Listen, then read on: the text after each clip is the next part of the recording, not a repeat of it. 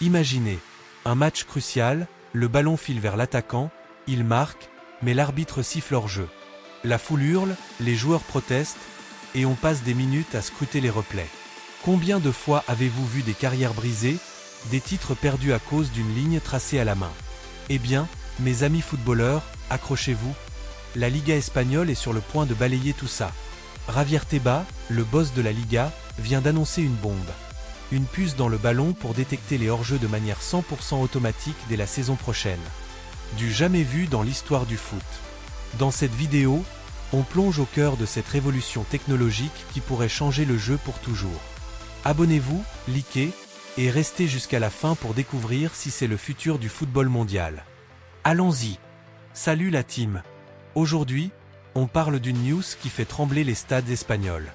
C'est Javier Tebas, le président de la Liga, qui a lâché la bombe lors d'une conférence de presse récente. Cité par plusieurs médias comme Mundo Deportivo et Marca, Tebas a déclaré « Nous allons intégrer une puce dans le ballon qui déterminera si le joueur était hors jeu au moment précis où le ballon a été touché. » Waouh, rien que ça. Et il ajoute « Nous sommes en train de mettre en place le hors-jeu automatique, nous verrons si c'est pour l'année prochaine. » Pour ceux qui ne connaissent pas Tebas, c'est un mec qui n'a pas froid aux yeux. Il a transformé la Liga en une machine à cash avec des droits TV monstres, et maintenant, il veut la propulser dans l'ère de l'IA et de la tech. Cette annonce n'est pas sortie de nulle part. Elle a été faite lors de la signature de la première convention collective pour l'arbitrage professionnel en Espagne, à la Ciudad del Fútbol de Las Rozas. Là, avec la Fédération espagnole, RFEF, et le comité technique des arbitres, CTA, Tebas a parlé de professionnaliser les arbitres, d'augmenter leur salaire rétroactivement, et de lutter contre la violence envers eux. Mais le clou du spectacle, c'est cette puce. Pourquoi maintenant? Parce que les controverses sur les hors-jeux n'en finissent plus. Souvenez-vous du but de Mbappé annulé en finale de Ligue des Champions, ou des débats interminables en Premier League.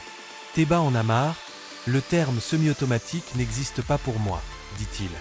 Il veut du full auto, point final. Allons dans le détail technique, sans vous endormir, promis. L'idée est simple mais géniale. Intégrer une micro-puce approuvée par la FIFA directement dans le ballon. Cette puce détecte le moment exact où le ballon est frappé par le passeur.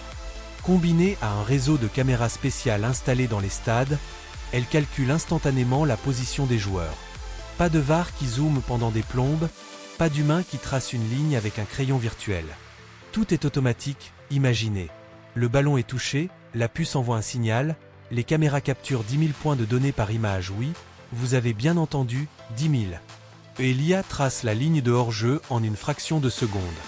Tebas explique, il s'agirait d'un système de hors-jeu entièrement automatique, rendant les cadres actuels obsolètes. Fini les recherches prolongées, fini les erreurs d'interprétation. C'est comme si on passait de la voiture à cheval à la Tesla autonome. Comparé aux systèmes actuels, aujourd'hui, beaucoup de ligues, comme la Premier League ou la Serie A, utilisent un hors-jeu semi-automatique. Ça aide le VAR, mais il y a encore une intervention humaine pour sélectionner l'image parfaite. Tebas balaie ça, mais semi ne me suffit pas. Le nouveau système nécessite des caméras spéciales dans le stade. En Belgique, par exemple, ils ont adopté le semi-auto début 2025, et ça marche. Point bien, mais la Liga veut être pionnière avec du 100% auto. Et la puce? Elle n'est pas nouvelle en soi. On en utilise déjà pour la technologie Goal Line, qui détecte si le ballon franchit la ligne.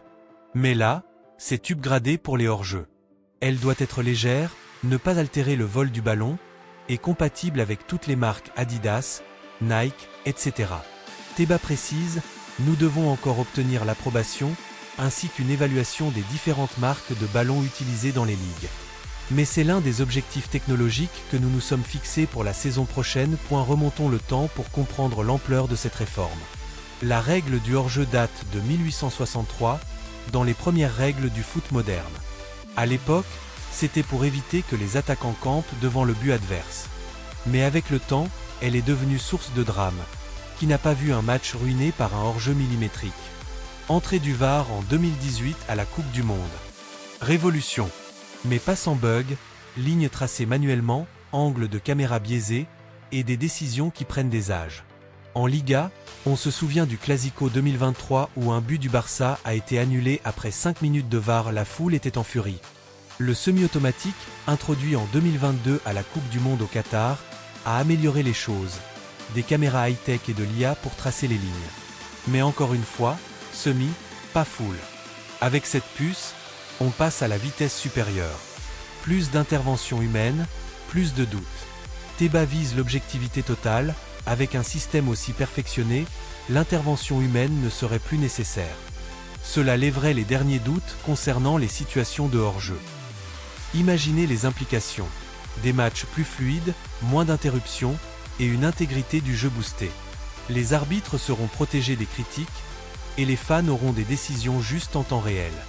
Avantages et inconvénients, le pour et le contre. Les pour d'abord, la précision. Fini les hors-jeux au millimètre près mal jugés. Ensuite, la rapidité, au lieu de 2 à 3 minutes, c'est instantané. Ça garde le rythme du match, ce que les fans adorent. Troisièmement, l'équité, plus de biais humains. Et pour les clubs, moins de plaintes, plus de focus sur le jeu. Mais y a-t-il des contres? Oui, bien sûr. Les coûts, installer des caméras spéciales dans tous les stades de Liga, ça va chiffrer. Les petits clubs comme Retafe ou Cadiz pourraient galérer. Ensuite, l'approbation FIFA, la puce doit être testée pour ne pas influencer le jeu. Teba admet, l'approbation est toujours en attente, tout comme l'examen des différentes marques de ballons. Tout doit être coordonné. Et si la tech bug? Imaginez une puce qui déconne en plein match, catastrophe. Comparons à d'autres sports. Au tennis, la Hawkeye est automatique depuis des années, et personne ne s'en plaint. Au rugby, la TMO, vidéo, est fluide. Le foot pourrait suivre. Mais certains puristes diront, ça enlève l'humain du jeu. Vraiment? Ou ça le rend plus juste? Impact sur le football mondial et perspective. Si la Liga réussit, attendez-vous à un effet domino. La Premier League, avec son argent fou, pourrait adopter sa rapido. L'UEFA pour la Champions League? Probable. Même la FIFA pourrait l'imposer aux Coupes du Monde. Teba positionne l'Espagne comme leader tech, la Liga ambitionne d'être pionnière en matière d'automatisation. Pensez aux joueurs, Messi, Ronaldo ont souffert de hors-jeu litigieux. Les nouveaux comme Mbappé ou Haaland en profiteront. Et les fans? Plus de frustration, plus d'excitation pure. Mais attention, cette tech s'inscrit dans un contexte plus large.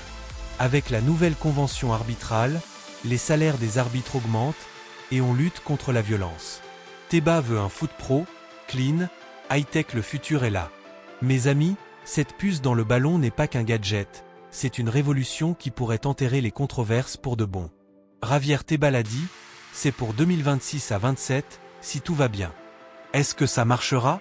Seul l'avenir le dira, mais une chose est sûre, le foot évolue, et la Liga mène la danse. Qu'en pensez-vous? Pour ou contre cette tech? Dites-le en commentaire. Abonnez-vous pour plus de news foot, likez si vous êtes excité, et partagez avec vos potes fans. À la prochaine pour d'autres scoops.